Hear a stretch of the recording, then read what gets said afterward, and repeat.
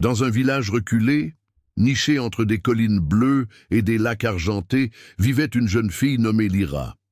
Elle n'avait ni père ni mère, seulement les souvenirs flous d'une voix douce qui lui chantait des berceuses dans une langue oubliée. Les habitants du village l'avaient trouvée un matin d'hiver, endormie au pied du vieux chêne millénaire, enveloppé d'un manteau cousu d'étoiles. Depuis, elle vivait avec maître Elwyn, l'herboriste du village, un vieil homme doux et distrait. Lyra passait ses journées à aider à préparer des potions et à cueillir des plantes dans les bois. Mais au fond d'elle, elle sentait qu'elle était différente.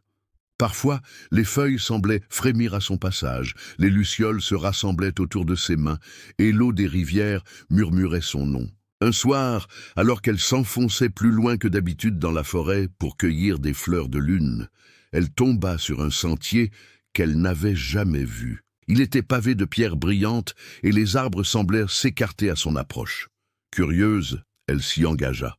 Après quelques minutes de marche, elle arriva dans une clairière. Au centre, une fontaine d'un autre temps, sculptée de runes scintillantes. Près de la fontaine, un renard au pelage d'un blanc pur l'attendait. Il parlait, sa voix était douce et grave. « Tu es enfin venue, Lyra. » Elle recula surprise, le cœur battant. « Tu parles ?»« Bien sûr, je suis Arion, gardien de la prophétie. Et toi, tu es l'enfant des étoiles. Moi, une prophétie? Il doit y avoir erreur. » Arion pencha la tête, les yeux brillants d'une sagesse ancienne. « Le cœur de l'éther est en train de mourir, et seule celle qui porte la lumière dans ses veines peut le raviver. Tu as été caché ici pour échapper aux ténèbres, mais le temps est venu. Si la magie s'éteint, notre monde s'effondrera. Tu es notre dernier espoir. » Lyra resta silencieuse. Une tempête d'émotions l'envahissait, mais au fond d'elle, quelque chose résonnait, comme une vérité oubliée. « Et si je refuse ?» murmura-t-elle. « Alors tout ce que nous connaissons s'éteindra, mais je crois en toi. Viens, le chemin est long. » Lyra ferma les yeux un instant, puis elle hocha la tête. « D'accord, je viens avec toi. » Ainsi débuta le voyage de Lyra, entre mondes et merveilles, ombres et lumières. Le lendemain de leur rencontre, Arion mena Lyra vers les monts de brume, où le ciel semblait se mêler à la terre. Ils avançaient à travers une forêt ancienne, peuplée de murmures et d'arbres si vieux qu'ils portaient encore les marques d'un temps où les dragons régnaient. « Où allons-nous exactement ?» demanda Lyra. « Au temple de Soléa. C'est là que tu découvriras la vérité sur tes origines. » Le voyage dura 2 jours. La nuit, ils dormaient sous des branches couvertes de mousse lumineuse. Arion racontait à Lyra des contes anciens, des histoires de peuples disparus, de royaumes flottants, de magies oubliées. Plus elle écoutait, plus elle sentait que ces récits faisaient partie d'elle.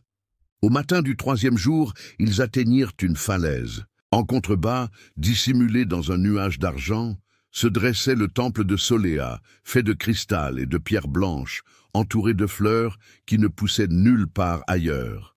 « C'est magnifique, » souffla Lyra. « Ce lieu est sacré. C'est ici que les anciens gardiens ont scellé les secrets du cœur de l'éther. » Ils descendirent lentement, Arion ouvrant la voie. À l'intérieur du temple, une salle circulaire remplie de miroirs anciens les attendait. Au centre trônait une colonne de lumière, et dans cette lumière, une sphère flottait, un orbe translucide qui semblait battre comme un cœur. Lyra s'approcha. Dès qu'elle tendit la main, l'orbe pulsa doucement. Une lueur chaude l'enveloppa. Les miroirs s'illuminèrent à leur tour, révélant des images. Elle se vit bébé dans les bras d'une femme aux yeux violets, chantant doucement. Autour d'elle, un cercle de mages, vêtus de capes d'argent. Puis, le chaos. Un portail s'ouvrit, des ombres surgirent, et la femme hurla en confiant Lyra à un vieil homme, maître Elwyn. « C'était ma mère ?» murmura-t-elle, les larmes aux yeux. « Elle s'appelait Neria. C'était la gardienne du cœur avant toi. Elle t'a protégée au prix de sa propre vie. » Lyra s'effondra à genoux. Arion posa doucement sa patte sur son bras. « Tu n'es pas seul. Son courage coule en toi. Et maintenant, tu dois faire ce que personne d'autre ne peut. Lyra se releva lentement. Une détermination nouvelle brillait dans ses yeux. Où est ce cœur et comment le sauver? Arion sourit. C'est notre prochaine étape, mais nous aurons besoin d'aide.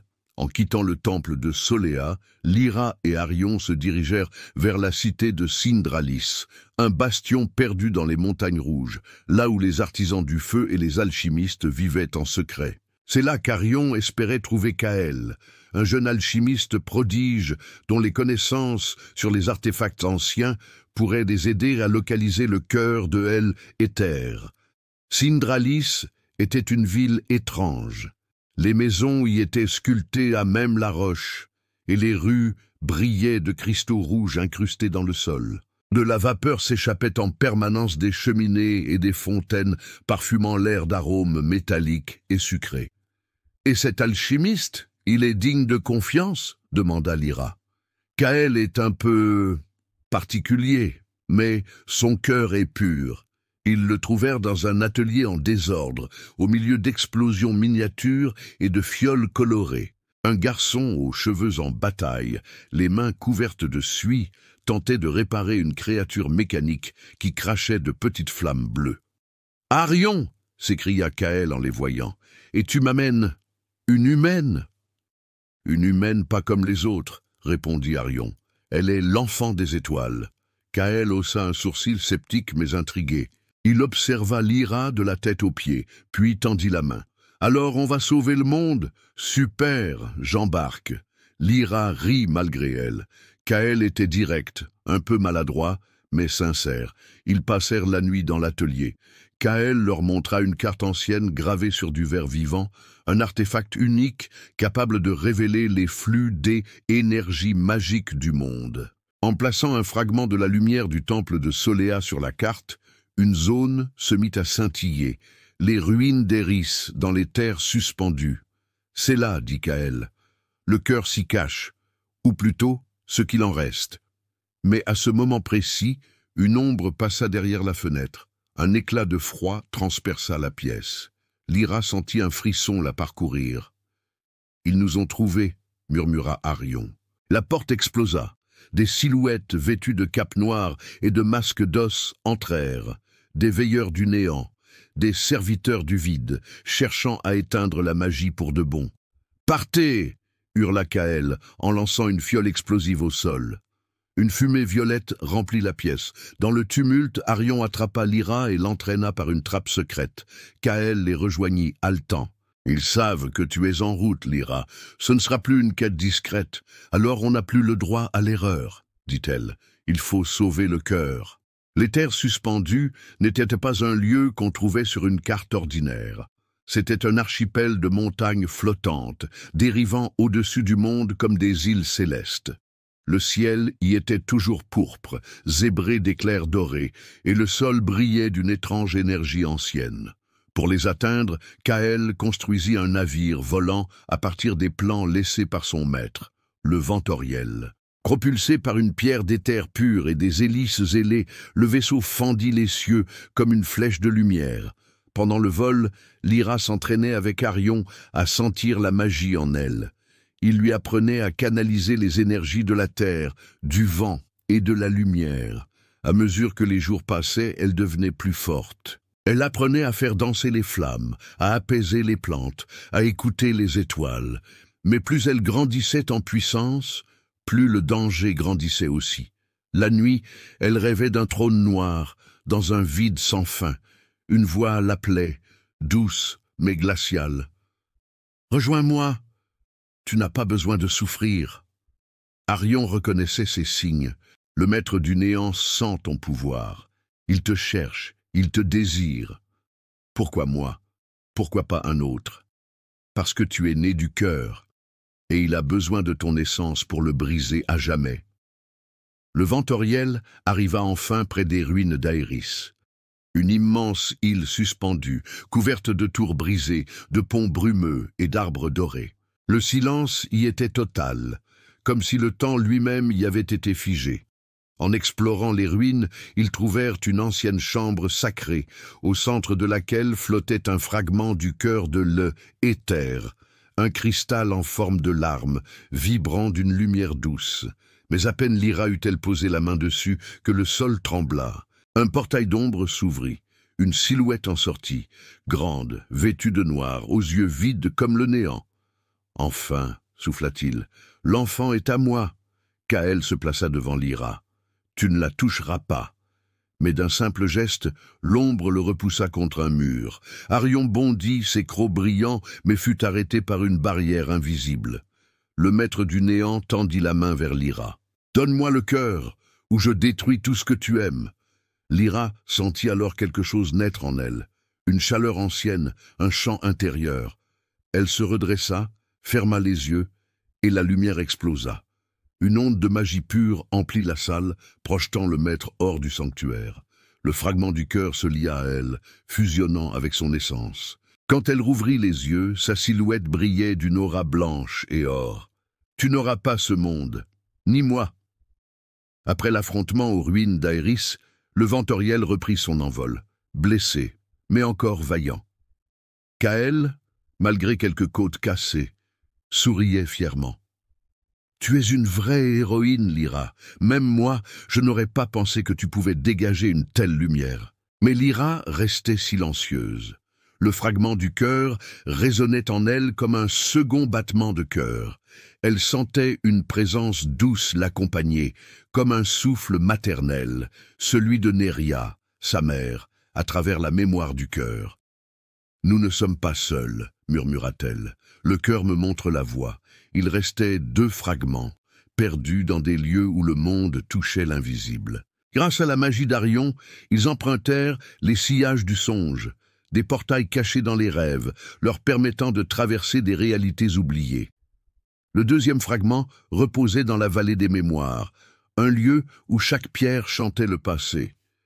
Là, Lyra dut revivre les souvenirs des anciens gardiens. Elle pleura les batailles, les sacrifices, mais trouva le fragment au sommet d'un arbre éternel où le vent murmurait des prières.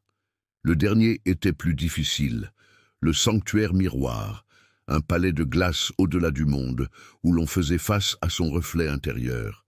Lyra vit ses doutes, ses faiblesses, ses peurs, mais elle les accepta, et en cela, elle devint complète. Le dernier fragment s'unit aux autres, et le cœur de l'éther fut entier, pour la première fois depuis des siècles. « Tu es prête, » dit Arion. « Pour le dernier combat, » dit-elle. « Pour la renaissance du monde. » Le ciel devint rouge, le vide avançait, des tempêtes d'ombre dévorèrent les terres. Le maître du néant avait ouvert une brèche dans le tissu du monde, et s'apprêtait à plonger tout dans le silence éternel. Lyra, Arion et Kaël arrivèrent au trône du crépuscule, au centre du monde, où les flux de magie convergeaient. Le maître les attendait, immense, plus noir que la nuit, des éclairs de néant tournoyant autour de lui. « Tu es revenu, » dit-il. « Pourquoi lutter? Je peux t'offrir la paix. » Lyra leva le cœur. « Ce que tu appelles paix, c'est l'oubli. Moi, je choisis la vie. » Un duel titanesque s'engagea. Kaël affronta les veilleurs du néant avec ses inventions explosives. Arion volait autour de l'ennemi, crachant le feu des anciens dragons. Lyra, elle, fusionna avec le cœur. Elle devint lumière. Chaque fragment résonnait avec l'univers. Elle n'était plus seule. Les anciens gardiens, l'âme de sa mère et l'énergie de la création l'entouraient. D'un geste, elle projeta le maître dans le vide qu'il avait créé. « Retourne d'où tu viens, et que jamais ton ombre ne recouvre la lumière. » Dans un ultime cri, le néant fut scellé.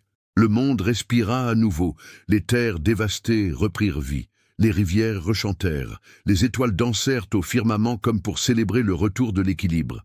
Lyra descendit lentement sur la terre, le cœur apaisé en elle. Elle n'avait plus besoin de fuir, ni de chercher qui elle était devenue la gardienne du renouveau. Kaël retourna à Syndralis, où il devint un maître alchimiste renommé. Arion, lui, retourna dans les cieux, surveillant discrètement l'équilibre du monde, mais restait toujours proche de Lyra.